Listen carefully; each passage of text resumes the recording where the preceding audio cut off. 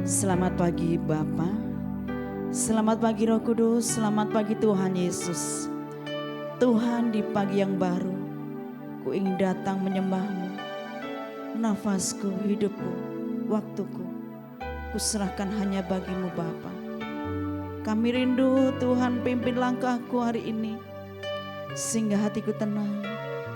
Dan kami ingin rindu merasakan hadirat-Mu, Roh Kudus, jamah hidup kami, sehingga hidup kami senantiasa memuliakan nama Tuhan.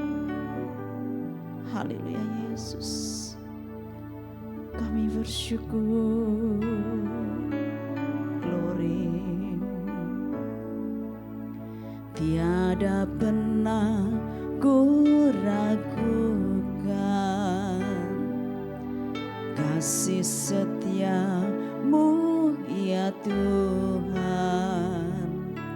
Setiap waktu dalam hidupku tak pernah Kau tinggalkan. Meski langit tampak suram,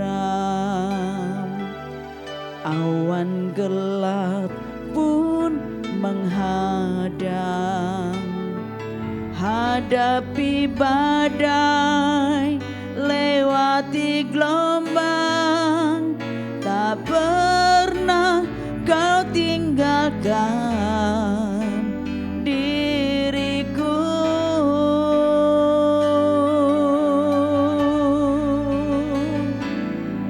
Walau 1000 rebah di sisiku,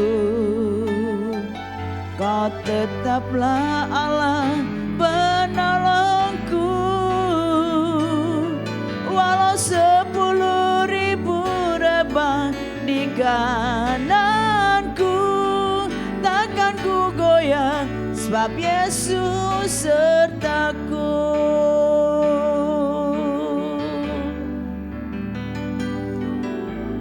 Meski langit tampak suram,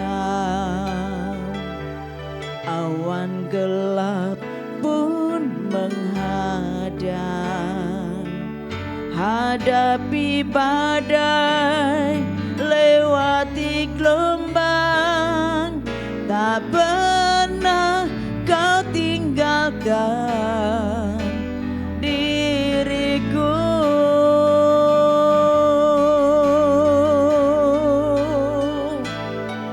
Walau 1000 rebah di sisiku,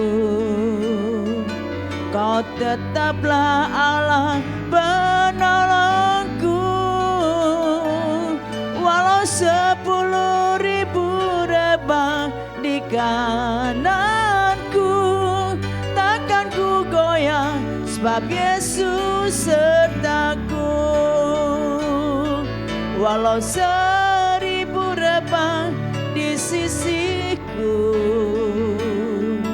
Kau tetaplah Allah penolongku. Walau 10.000 rebah di kananku, takkan ku goyah, sebab Yesus sertaku. Takkan ku goyah, sebab Yesus sertaku. Takkan ku goyah, sebab Yesus sertaku. Haleluya. Kaulah Allahku, Kaulah benteng perisaiku, menara yang teguh, kubu pertahananku. Kami bersyukur Tuhan untuk kesetiaan-Mu, sebab itu kami bersyukur, sebab itu kami menyembah-Mu di pagi hari ini Yesus. Kiralah wala yase, kiralah wala yamo.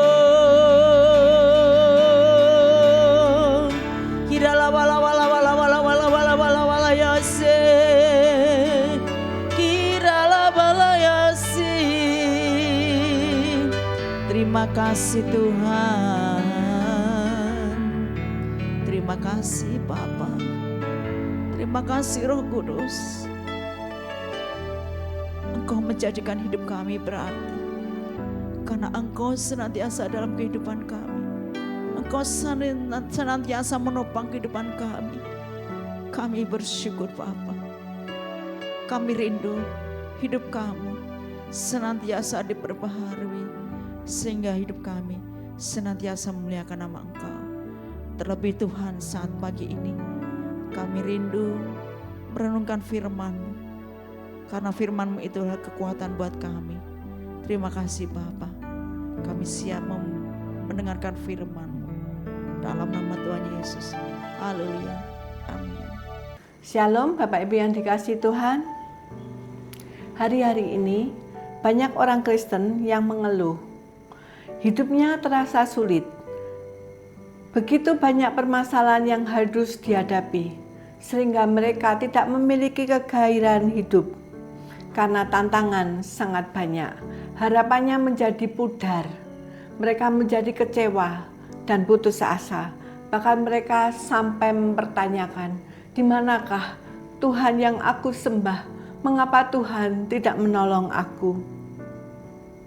Bapak Ibu yang dikasihi Tuhan, mengapa mereka tidak berbuah, padahal mereka sudah hidup di dalam Tuhan? Mari kita pelajari perumpamaan penabur yang Tuhan berikan kepada kita, sebab ada 4 kriteria orang Kristen di dalam pengiringannya kepada Tuhan. Yang pertama, benih yang jatuh di pinggir jalan. Ini adalah gambaran orang Kristen yang belum tahu arti keselamatan. Matius 13 ayat 19. Kepada setiap orang yang mendengar kerajaan surga tetapi tidak mengertinya, datanglah si jahat dan merampas yang ditaburkan dalam hati orang itu. Itulah benih yang ditaburkan di pinggir jalan. Mereka adalah orang-orang Kristen yang tidak mengenal Tuhan secara pribadi, bahkan arti pengorbanan Tuhan Yesus pun mereka tidak tahu. Padahal Tuhan berkata, "Akulah jalan kebenaran dan kehidupan. Tidak ada seorang pun yang datang kepada Bapa kalau tidak melalui aku." Artinya keselamatan itu hanya satu-satunya di dalam Yesus Tuhan. Tetapi karena mereka tidak mengerti arti keselamatan, arti pengorbanan Yesus di atas kayu salib untuk menebus dan mengampuni dosa-dosa kita, maka dengan enteng mereka pindah agama. Dengan gampang karena pernikahan, karena pekerjaan, mereka bisa berpindah agama. Dan tipe seperti ini sulit untuk bisa berbuah di dalam kehidupan, karena mengenal Yesus pun belum, apalagi dia harus berjalan bersama dengan Tuhan. Yang kedua, benih yang jatuh di tanah berbatu. Matius 13 ayat 20-21. Benih yang ditaburkan di tanah yang berbatu-batu ialah orang yang mendengar firman itu dan segera menerimanya dengan gembira, tetapi tidak berakar dan tahan sebentar saja. Apabila datang penindasan dan penganiayaan karena firman itu, orang itu pun segera murtad. Tipe yang kedua ini adalah orang Kristen yang sudah menjadi anak Tuhan, tetapi tidak memelihara iman. Imannya tidak disirami, sehingga menjadi kering dan mudah mati apabila datang penindasan dan penganiayaan. Mereka mendengar firman Tuhan, tetapi mereka tidak menghidupinya. Mereka hanya menganggap firman Tuhan sebatas ilmu pengetahuan.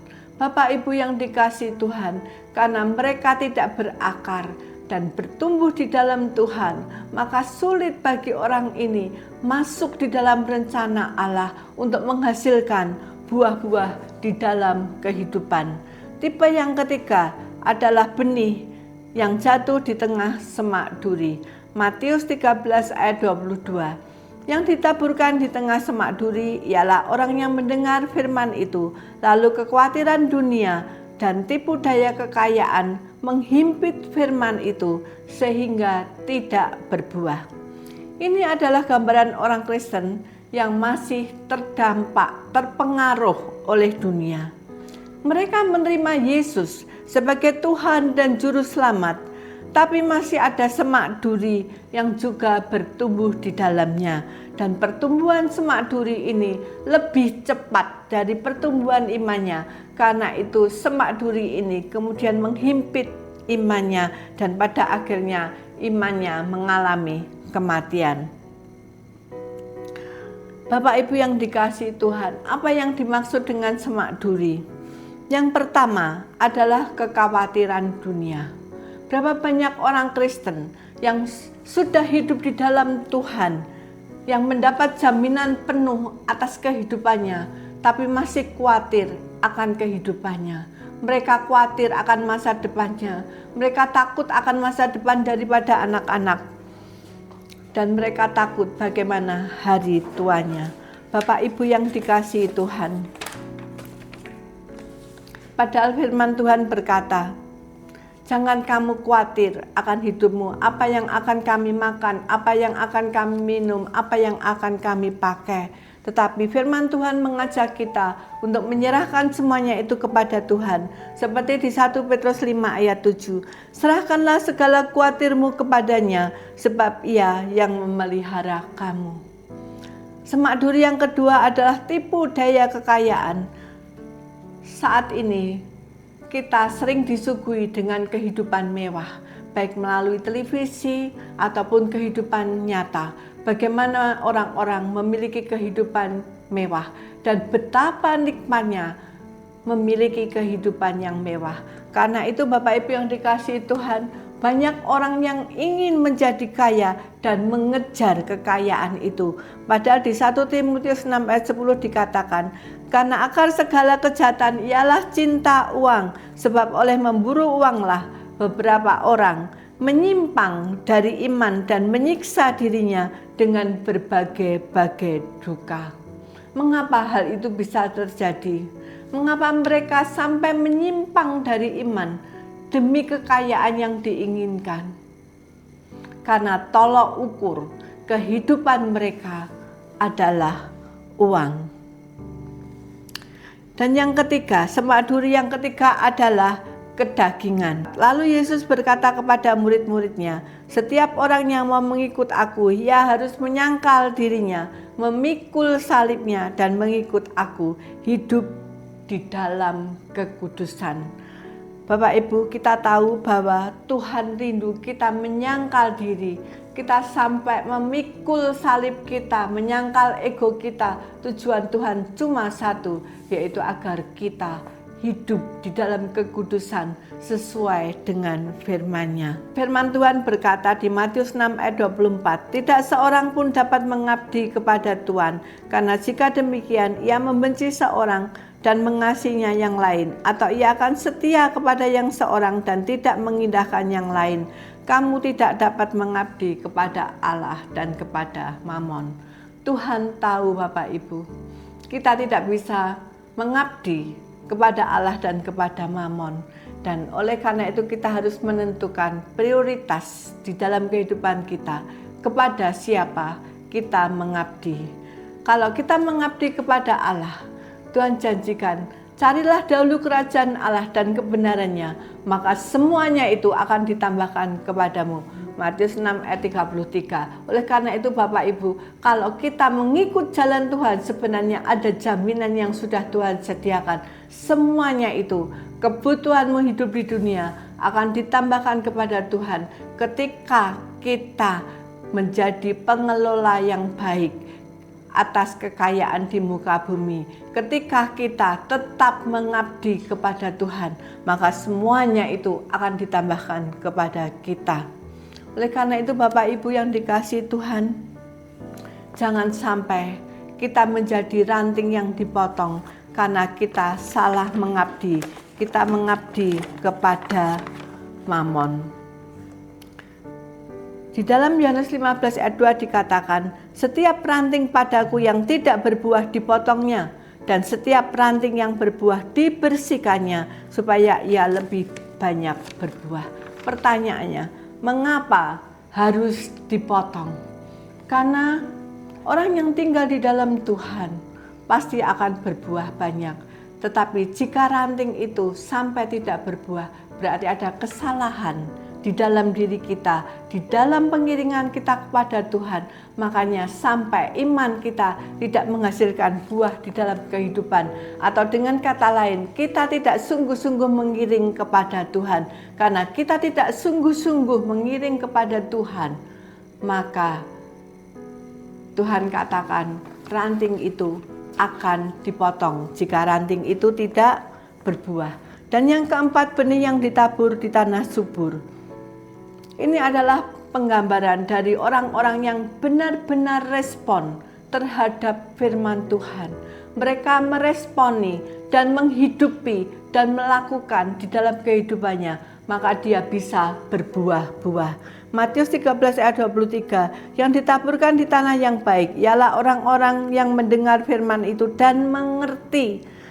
Dan karena itu ia berbuah, ada yang 100 kali lipat, ada yang 60 kali lipat, ada yang 30 kali lipat. Firman ini menjelaskan orang-orang yang mendengar firman dan mengerti, Bapak Ibu. Jadi tidak hanya sekedar mendengar, tetapi mengerti. Itu yang perlu kita garis bawahi. Karena ketika kita mengerti kebenaran, maka kita akan melakukannya firman itu. Dan hasilnya Bapak Ibu, firman itu akan mendatangkan berkat-berkat di dalam kehidupan kita. Saya akan menutup dengan ayat Matius 16 ayat 26. Apa gunanya seseorang memperoleh seluruh dunia, tetapi kehilangan nyawanya, dan apakah yang dapat diberikannya sebagai ganti nyawanya? Dari ayat ini kita bisa memahami dan mengerti bahwa tidak ada gunanya kita memperoleh seluruh dunia, kita memperoleh kekayaan yang luar biasa, tetapi pada akhirnya kita kehilangan nyawa kita. Kita tidak bisa sampai ke rumah Bapa di surga, dan pada akhirnya kita kehilangan nyawa kita. Bapak Ibu yang dikasihi Tuhan, dari penjelasan penabur ini kita tahu Bapak Ibu bahwa orang Kristen yang hidupnya berbuah-buah adalah orang Kristen yang meresponi firman Tuhan dengan benar. Orang Kristen yang melakukan kebenaran dan kehidupan. Mari Bapak Ibu, kita sebagai anak-anak Tuhan, kalau hari-hari ini kita merasa kehidupan rohani kita belum berbuah, carilah arti keselamatan dengan sungguh-sungguh. Peliharalah imanmu. Dan setiap semak duri yang masih ada di dalam hati kita, mari kita buang, kita lepaskan di dalam nama Yesus Kristus. Sehingga tanah hati kita menjadi tanah hati yang subur, di mana firman Tuhan bisa bertumbuh, firman Tuhan bisa menghasilkan buah-buah kehidupan di dalam hidup kita. Mari kita bersama-sama berdoa. Bapa yang Maha Pengasih, hari ini kami datang kepadamu Tuhan. Bantu kami Tuhan untuk mengevaluasi diri. Terangi kami dengan firman-Mu. Saat ini posisi hati kami, adakah sudah benar di hadapan-Mu? Kami boleh meresponi firman Tuhan dengan benar. Kami boleh melakukan kebenaran firman-Mu, sehingga kami boleh merasakan buah-buah kehidupan, yaitu berkat-berkat yang Kau curahkan di dalam kehidupan kami. Sucikan dan kuduskan kami. Jika kami belum mengenal Engkau secara benar, arti keselamatan yang benar, mari Tuhan tolong kami, supaya kami mengerti arti keselamatan dengan benar. Dan kalau saat ini kami kurang memperhatikan iman kami, bantu kami supaya kami Tuhan bisa memelihara iman yang sudah Kau percayakan kepada kami. Dan jika saat ini masih banyak duri-duri, semak duri di dalam hidup kami, bantulah kami Tuhan untuk melepaskannya di dalam nama Yesus dan menggantikan hidup kami dengan kebenaran firman-Mu. Terima kasih Bapa, kami serahkan setiap pendengar pada saat ini hanya ke dalam tangan kasih-Mu. Urapi kami, berkati kami. Terima kasih Bapa, di dalam nama Tuhan Yesus kami berdoa dan mengucap syukur. Haleluya. Amin.